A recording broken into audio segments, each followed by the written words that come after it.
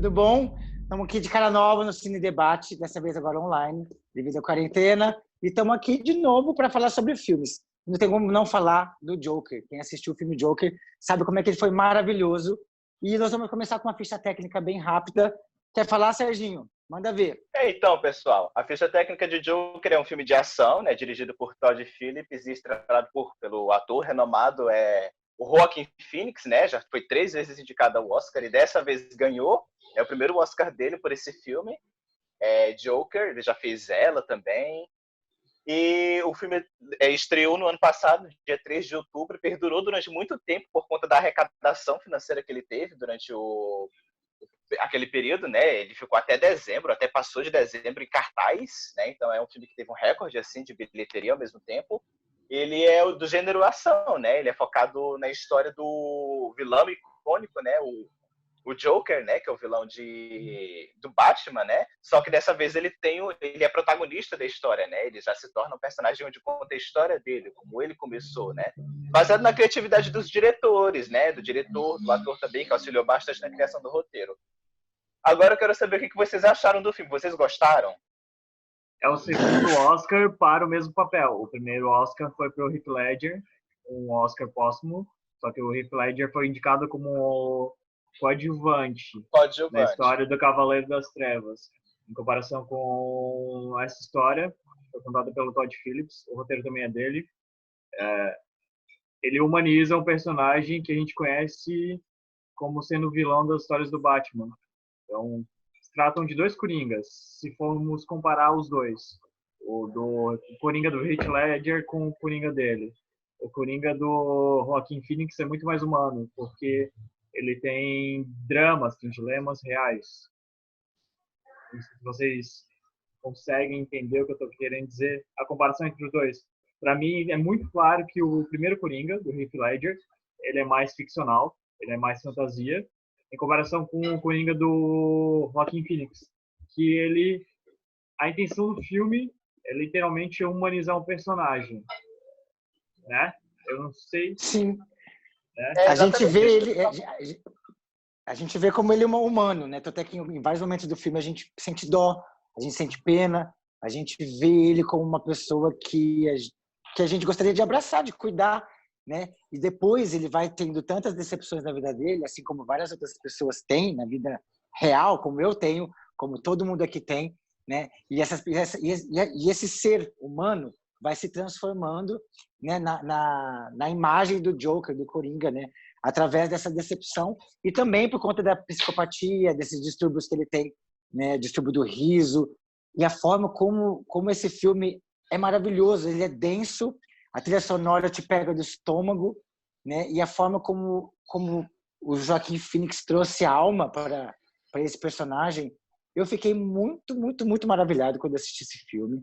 Eu mostrei para minha mãe achou sensacional e eu em alguns momentos eu fiquei com dó dele. Foi realmente a gente sentir dó do agressor, né? E ver o agressor como possivelmente nós mesmos. Imagina se todos nós nos tornássemos monstros. Como é que será que a gente se transformaria, né, Luli? O que você acha?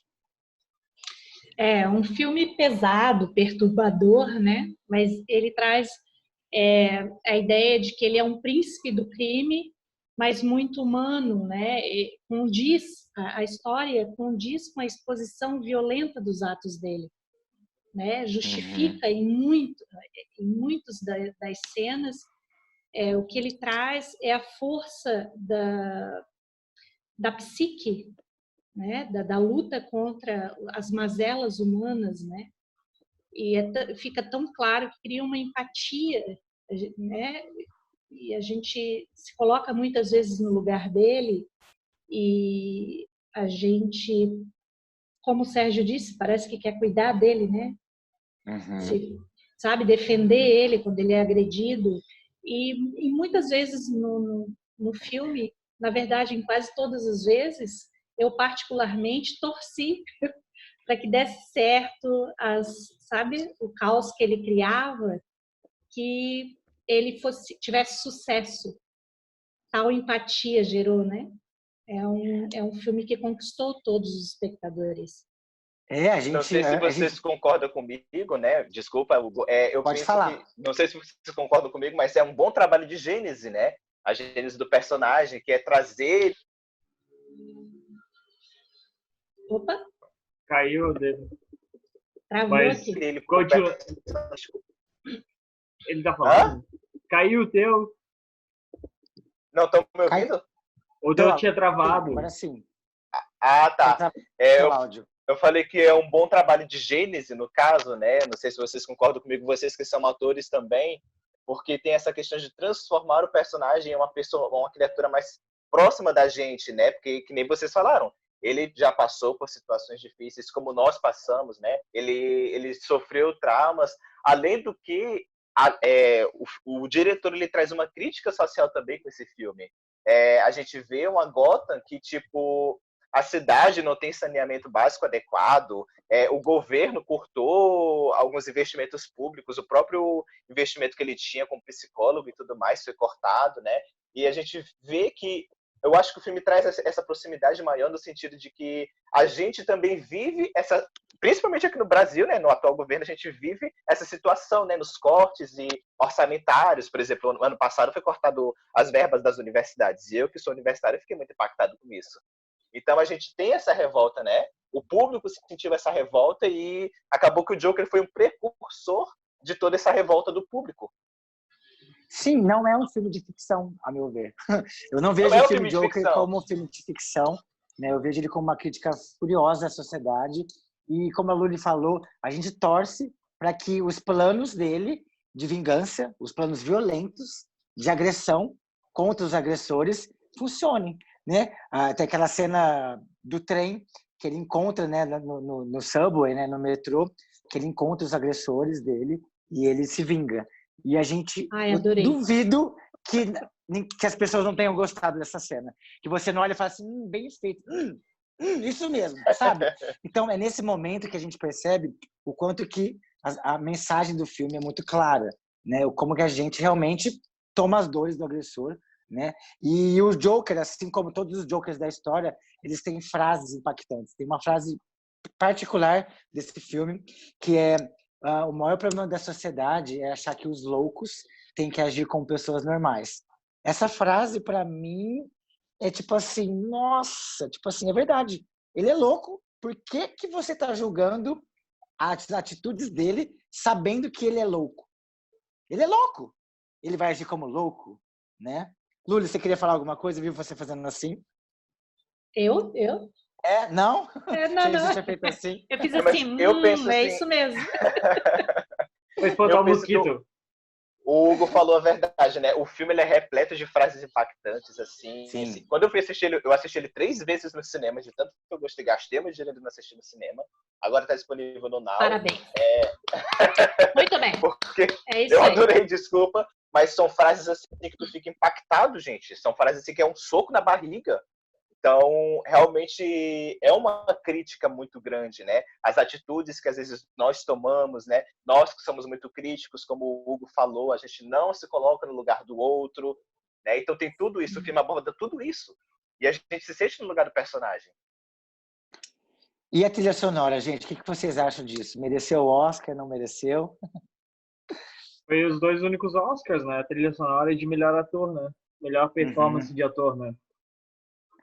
Eu não sei o que dizer. Eu me lembro, eu sei que uma das curiosidades do filme é que o Todd Phillips ele estava com dúvida de como seria feita uma cena, tal, e o Joaquin Phoenix queria ouvir o áudio, que música seria tocada nessa cena, para poder ver se ele ajudava, né? Que é aquela cena do banheiro. E aí aquela cena, gente, junto com o Joaquin Phoenix dançando lá dentro do banheiro, né? Depois que ele matou o pessoal no Subway, se tornou uma coisa que o Joaquin Phoenix usou durante o filme, né? Toda a cena que ele ia fazer depois disso, ele escutava essa música para poder entrar no personagem, né? Então é uma coisa muito interessante sobre o filme. Essa música mexeu tanto comigo, essa música, Sérgio. Quando eu assisti esse filme, gente, aquela trilha sonora, aquele violoncelo entrando dentro assim de mim, assim, eu falei, meu Deus, aquela dança do banheiro. Eu chorei, me emocionei. Aquela dança do banheiro foi maravilhosa, gente. Ela não foi improvisada, essa cena? Eu acho que foi improvisada. A do banheiro, não sei. Ah, não foi E o mais totalmente improvisado pelo Joaquin Phoenix? Eu acho que eles deixaram ele livre, porque ele já tinha feito um trabalho de criação tão furioso de personagem que eu estava assistindo algumas entrevistas dele, que ele ficou livre para poder fazer algumas coisas e o diretor ia topar ou não. Mas o mais interessante é que essa trilha sonora ela foi feita antes do filme ser produzido. E aí você pensa, olha só essa compositora, né? Ela teve Visionária. visionária, ela teve a missão de fazer, você vai ter que fazer a trilha sonora do filme Joker. Ok, ela teve uma visão, né? Não sei como ela teve essa visão. Ela criou uma trilha sonora e aí o diretor, lindamente, selecionou em quais momentos ele ia utilizar as músicas. E eu sei que o Joaquin Phoenix utilizou boa parte das músicas durante os processos de criação. Através da música, ele conseguia, né, chegar mais próximo do personagem, né, e fazer esse processo de interpretação mais fidedigna possível através da música. E a cena do banheiro, eu puxei a trilha sonora e assim, não é uma trilha sonora que dá para você ficar escutando indo no ônibus para fazer coisas assim. Não dá. É muito pesada. Dá muito uma bad, intensa. assim, meu Deus do céu. Mas Nossa. tem algumas músicas, assim, né, que já não foram da compositora, né, são de outros cantores, como Frank Sinatra, por exemplo. É do Frank Sinatra, não sei, That's Life, né, que é a música que ele tá banhando no banheiro, que ele vai matar aquele amigo dele que é palhaço também. Achei bem feito, desculpa, né? A gente se identifica com o personagem, né? E aquela cena que ele desce as escadas dançando. Gente, essas cenas são muito impactantes, meu Deus do céu. Mas eu acho isso muito... O que vocês acharam do trabalho do Joaquin Phoenix, né? De mudar o corpo dele, de ficar magro daquele jeito? O que vocês acharam desse trabalho magnífico dele? Não é uma coisa extremamente nova, né? Na verdade. Não é novo. Tipo, não é algo, inventei isso, vou mudar radicalmente para interpretar um papel. Muitos atores têm feito isso. A Tilda Swinton, Christian Bale, a Tilda Swinton no Grand Hotel Budapeste, ela envelheceu com a ajuda de próteses mesmo e de recurso digital para envelhecer ela. Tem o Gary Oldman, que sempre muda a fisionomia dele para interpretar um personagem. Se eu não me engano, ele ganhou o Oscar por interpretar um presidente americano, Winston Churchill. Acho que é isso.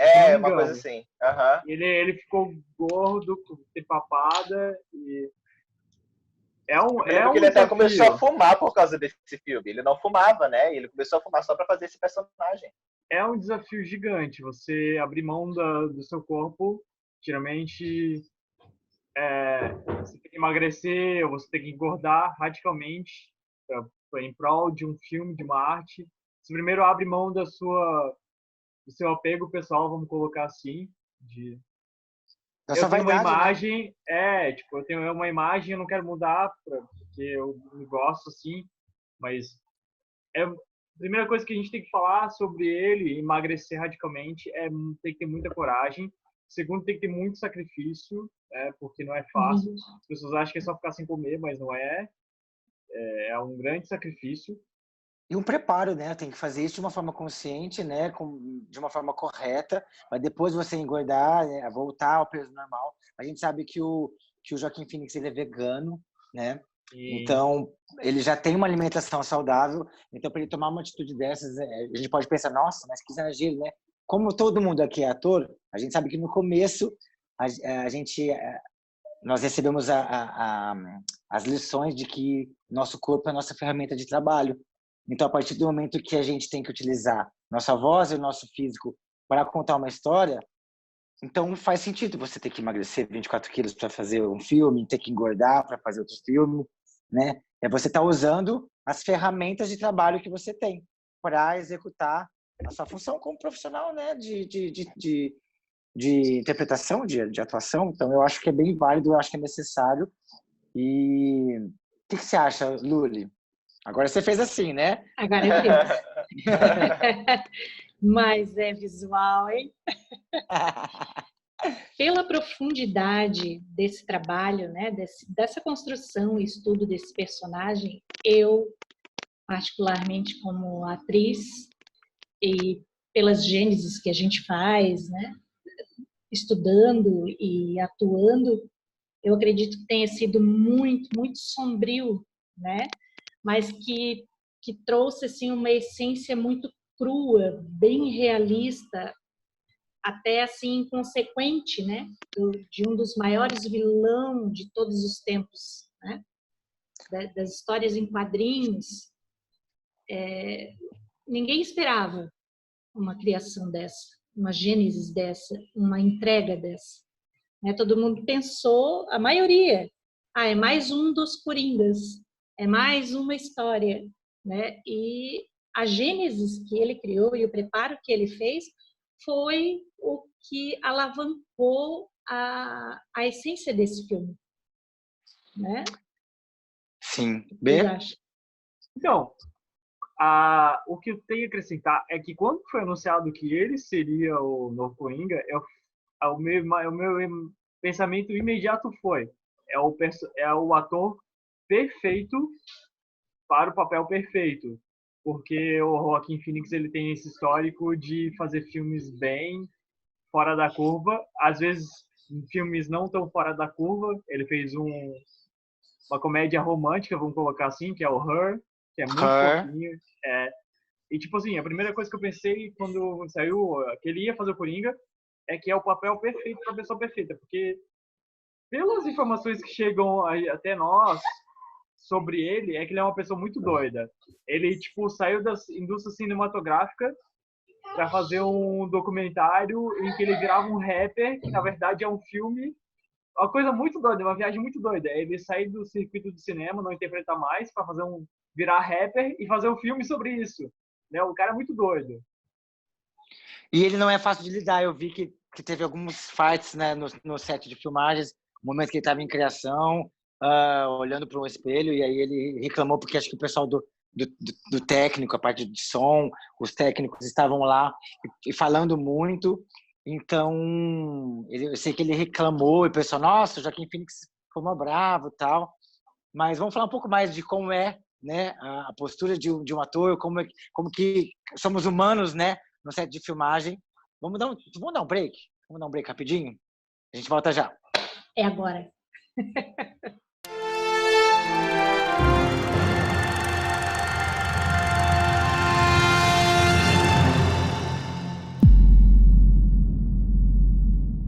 Beleza, pessoal, estamos de volta com o segundo bloco do Cine Debate. Eu fiquei tão empolgado no primeiro bloco com essa nova cara, com essa nova dinâmica, que eu esqueci de me apresentar e apresentar todo mundo. Meu nome é Hugo Capelato, eu sou ator. Eu quero também apresentar toda a nossa equipe, a Luli Catarina, o Sérgio e também o nosso querido Bernardo.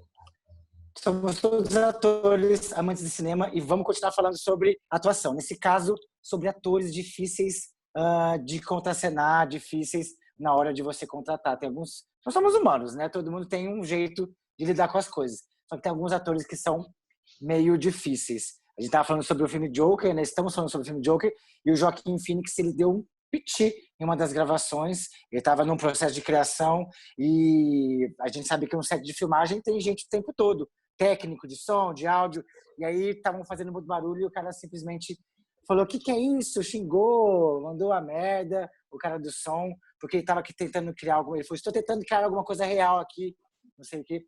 Aí até o próprio Robert De Niro defendeu o Joaquin Phoenix, né? O Robert De Niro, ele é daqueles atores que está acostumado a lidar com pressão, né? Que é aquele ator que leva porrada para conseguir entrar no personagem. Então ele foi: não, ele está em processo de criação.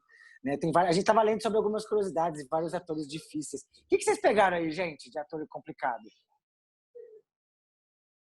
Eu peguei da Jennifer Lopez. Ela, quando estava gravando O Que Esperar Quando Você Está Esperando, em 2012, terminou um casamento e levou a mágoa do casamento para o set de filmagem. Chegou lá, não falou com ninguém, a não ser só as próprias falas dela. E passou todo o filme até o fim, gravando até o final do filme, indo e voltando de set, sem falar com ninguém, nem uma nem meia palavra. Foi horrível, colocou todo mundo constrangido. E o mesmo aconteceu com Julia Roberts, enquanto gravava Hook, A Volta do Capitão Gancho, em 1991, terminando um casamento também. E ela também tratou todo mundo estranhamente, levou a separação dela para o set e metia o coice em todo mundo, né? E bem Nossa, desse fiquei jeito surpreso. mesmo. É, Fiquei surpreso disso, não imaginava. a Ainda mais amargura. ela como Sininho, Uhum. né? Mas o ator, ele é a ponta final de um grande aparato muito maior que o ator, não querendo diminuir a profissão. Mas para até chegar no ponto que você vai filmar o que você preparou para a cena, até o ponto que a gente vai chegar para filmar o Joaquin Phoenix fazendo o Coringa, teve uma pré-produção do filme. Então, o que eu falo que para a cena é a ponta final, tem muito mais gente trabalhando para que essa ponta final saia perfeitamente. Como o Hugo falou, equipe de som, de fotografia, tem os dublês, tem equipe de apoio e por aí vai. Para chegar até o ponto em que o Joaquin Phoenix vai estar totalmente confortável, todo mundo vai ter certeza que o áudio da cena vai estar perfeito, que a imagem vai estar perfeita, para que quando a ponta final da nossa profissão, que são os consumidores de audiovisual, que são os telespectadores, quando eles forem assistir, tudo isso vai estar perfeito. Vai chegar só a ponta final, que é o Joaquin Phoenix atuando. Mas o grande aparato que tem por trás para que chegue até esse ponto é muito maior. São 3 fases principais do cinema. Você tem a pré-produção do filme, em que é tudo planejado previamente, o que vai acontecer no filme. A produção do filme em si, que é as filmagens, e a pós-produção do filme, né? Então é um grande aparato do cinema para que o produto que vai chegar para o cliente, ele seja da melhor qualidade possível. Basicamente, o que eu penso sobre o Joaquin Phoenix da Apiti dentro do set do cinema é que ele tem que estar muito confortável para fazer o que ele preparou, entendeu? Para que o trabalho dele, porque o trabalho dele que vai ser mostrado na tela, ele tem que estar muito confortável, muito bem para atuar. Vocês entendem? Sim, eu acho que é. Eu penso que o Joaquin Phoenix ele tem uma personalidade bem peculiar, né? Eu, por exemplo, estou lendo uma revista Premiere que disse que ele estava em uma entrevista e aí ele simplesmente o pessoal do som ficasse para frente dele, porque aparentemente ele não gosta que as pessoas fiquem atrás dele quando ele está conversando com alguém, ele se sente inseguro, ele se sente desconfortável. Outra coisa interessante é que ele no Globo de Ouro, né, ele conseguiu convencer, né, o pessoal que cuida da parte da comida, da premiação, a servirem comida completamente vegana, né? Então a gente já vê aí que ele não é um ator que seja difícil de lidar, né? Mas ele tem uma personalidade mais ativista, né? Ele defende os valores dele.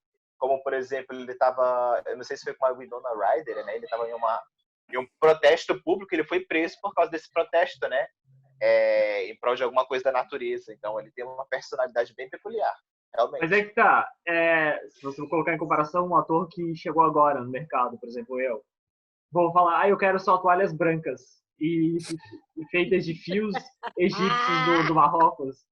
Eu vou levar um chute na bunda e o diretor vai chama o próximo ator, porque não tem. Sim. Mas é porque ele é o Joaquin Phoenix. Vamos dizer que ele é a marca o Joaquin Phoenix, entendeu? Não tem outro ator igual a ele, entendeu? Então, grande parte do que pode justificar ele ter esse tipo de comportamento porque ele é o Joaquin Phoenix. Ele, em algum ponto da carreira dele, já demonstrou que ele é foda como ator, que ele vai se colocar um papel na mão dele, ele vai desempenhar muito bem. Tanto é que ficou muito bem comprovado no Coringa, que ele consegue ser muito versátil atuando.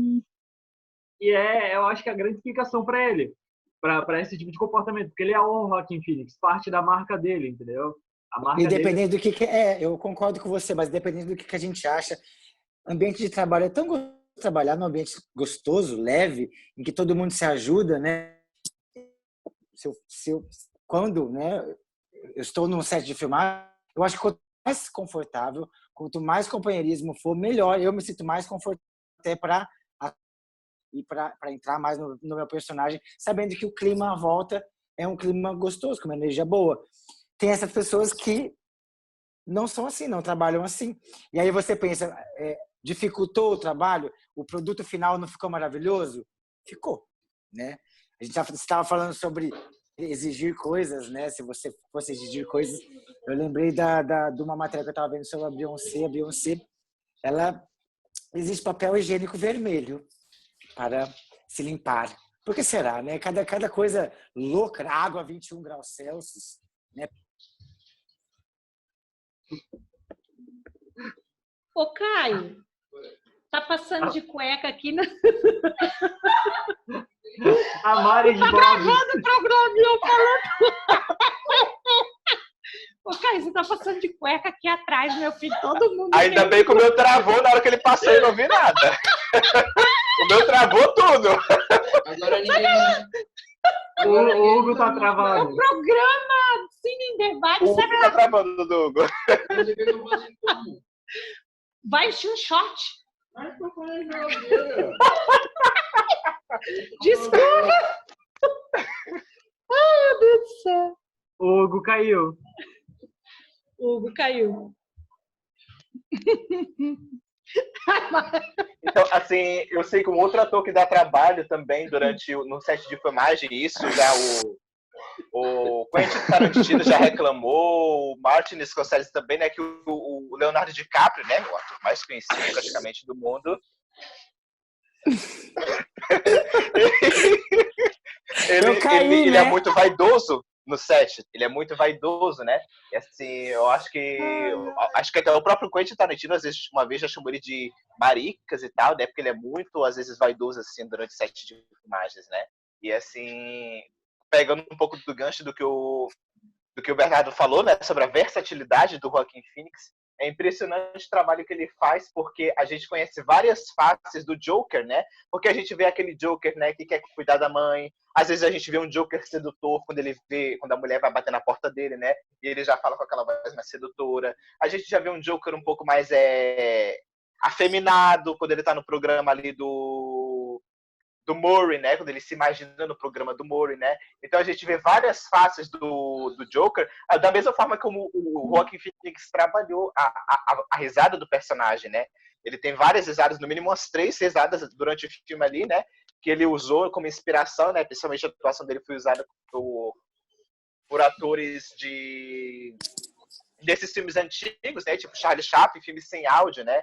Então o trabalho dele foi muito voltado por isso, né? Então ele fez um trabalho muito profundo na criação do personagem dele, né? Não só da gênese, mas também na interpretação. E é importante falar que ele não é um papel novo. Já teve outros Coringas no cinema. Já teve o Coringa do Jared Leto no Esquadrão Suicida. Teve o Cavaleiro das Trevas com o Heath Ledger. Teve o Coringa do Jack Nicholson. E teve o outro do seriado que eu não lembro o nome do ator agora. Mas ele conseguiu fazer um Coringa que se diferencia de todos eles. Se você pegar o Coringa dele e comparar com todos eles, não é igual. Por exemplo, o do Jared Leto é diferente do Coringa dele, que é diferente do Heath Ledger. O que eu acho mais parecido, se fosse comparar os papéis, seria do Heath Ledger e do Joaquin Phoenix. Porque ambos mergulharam em lados escuros, vamos colocar assim. O Heath Ledger se trancou no quarto de hotel para entrar no personagem. O Joaquin Phoenix, a gente não sabe o que ele fez, né? Mas, tipo, eles são bem parecidos, similares, mas mesmo assim diferentes, né? Sombrio, né? São sombrios. Uhum. Principalmente porque são dores reais. O Coringa do Joker, do Heath Ledger, não, do Joaquin Phoenix, ele tem dores reais, ele é humano, ele tem carne, ele sangra. O Coringa do Heath Ledger, ele é, não vamos colocar como um psicopata, sociopata, que ele ama o caos, vamos colocar assim. Mas são Coringas diferentes. A gente vê nos 2 filmes, assim, que o primeiro, né, o Cavaleiro das Trevas, a gente vê a história maior do Batman ali, né, do confronto entre os dois, e a gente vê um pouco da gênese dele, porque ele conta a história dele quando ele era criança, que o pai era alcoólatra, que cortou a boca dele dos lados, assim, né, mas eu acho que talvez o do Joaquin Phoenix seja ainda melhor, porque é a gênese do personagem, agora ele vai contar a história do personagem. Ele é o protagonista da história agora, né? Ele agora é o protagonista da história, né? E então, assim, a gente vê que tem essa profundidade e sobre essa questão do trabalho também com os atores, né? Que tiveram um trabalho, tu falou aí que o Heath Ledger teve que ficar.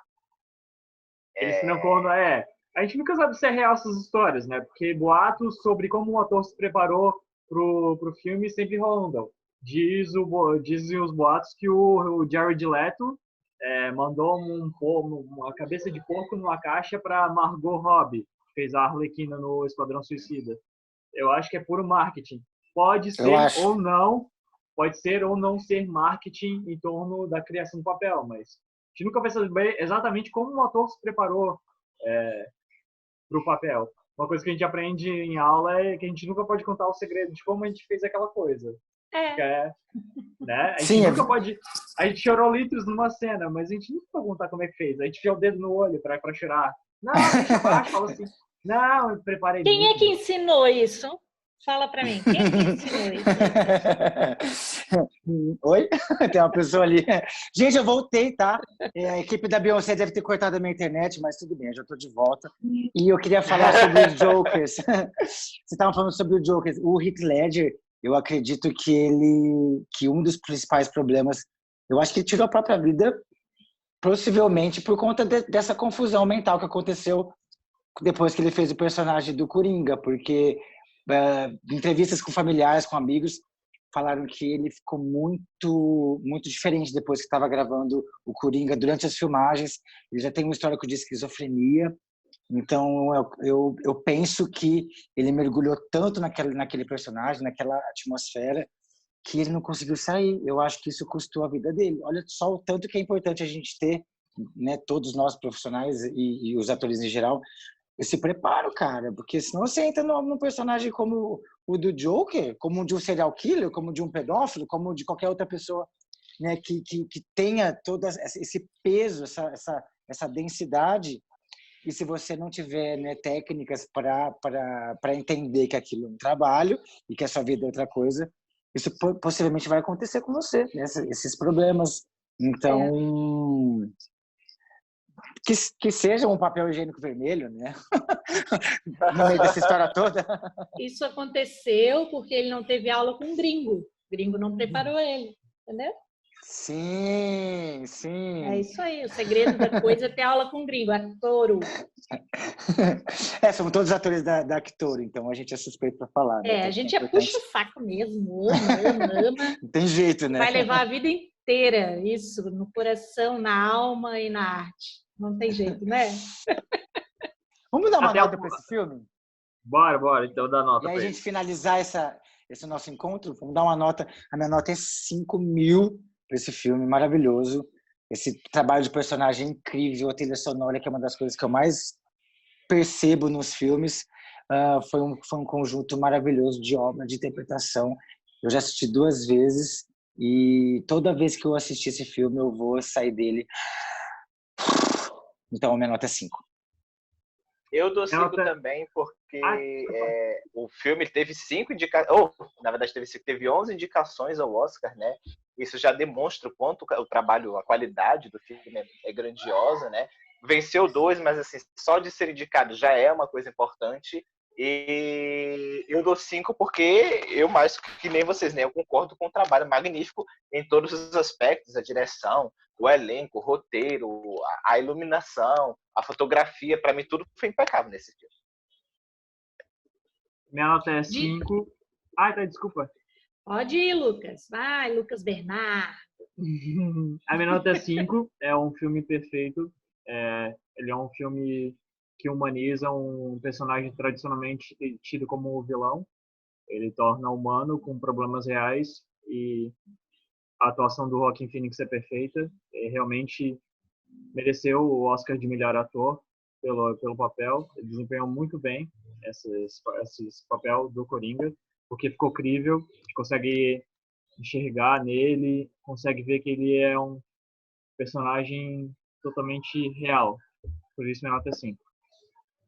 De 0 a 5 é 5 também, né? Não tenho como discordar dos meus colegas. É um filme forte, realista, não trata daquelas firulas de herói, né, comuns.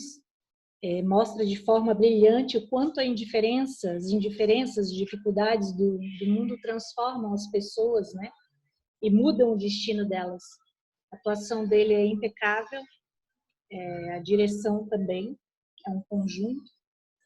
Nota 5, sem nem pestanejar. Ai, gente, que saudade que eu tava de vocês, de ficar conversando, de falar sobre filmes. Pessoal, se você também tava com saudade da gente, segue a gente lá no Instagram, manda mensagem, manda indicação de filmes, o que vocês querem assistir. A gente tem Instagram, tem Facebook, tem página da internet, agora a gente vai estar na rádio, a gente vai estar em podcast também. Então não tem desculpa para você entrar nessa jornada com a gente e falar sobre o filme de uma forma descontraída. Muito obrigado pela presença de vocês, meus queridos. Vocês moram no meu coração sempre. E vou deixar agora vocês darem uma deixinha aí de como é que foi esse primeiro programa dessa segunda temporada do Cine Debate. Meus amores? Ganhei a deixa! Então, olha, o reencontro foi ótimo. Eu sentia muita saudade de vocês. Eu estava muito triste. Parece que me deu... Parece não, com certeza me deu um ânimo, assim, para tudo na vida mesmo. Vocês fazem parte da minha vida dentro do meu coração de verdade. Eu adoro esse programa, adoro os filmes, adoro resenhar e gostaria de deixar aqui um pedido para vocês e para todos que estão nos ouvindo. Estamos com uma campanha, alguns artistas da Toro, e é uma campanha para arrecadar alimentos aqui para um pessoal do bairro Jardim Eldorado da Palhoça. São 71 famílias em miséria completa. São faxineiros, serventes de pedreiro, autônomos que não estão indo trabalhar e já vai para a segunda semana sem receber o seu dinheiro semanal. Eu conheço a região, conheço as pessoas, algumas pessoas de lá, e estão desesperados sem alimento. A campanha está rodando, inclusive com um link na bio do Cine em Debate. E eu coloquei lá, tomei a liberdade sem nem falar com vocês, desculpa, mas é por uma boa causa. Imagina. E eu gostaria que vocês divulgassem, e quem está ouvindo também dá uma visitadinha lá e no que puder ajudar, por favor, ajudem. Vamos salvar vidas.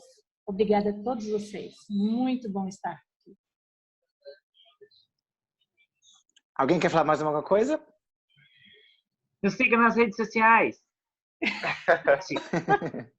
Logo, logo no podcast. Vamos bombar também aí no podcast. Sim, pessoal. Então é isso. Muito obrigado. Nós vamos passar dessa fase juntos, com muita força, com muita criatividade. O mundo não pode parar e sem arte não tem vida. Então, nós artistas não vamos parar, não. Pode ter certeza que isso vai ser só uma alavanca para um salto ainda muito maior no mundo artístico, para todo mundo, para a gente levar isso para vocês. Filme, discussão, cultura, arte, é o que a gente ama fazer. Pessoal, um grande beijo e até o próximo programa. Tchau! Tchau!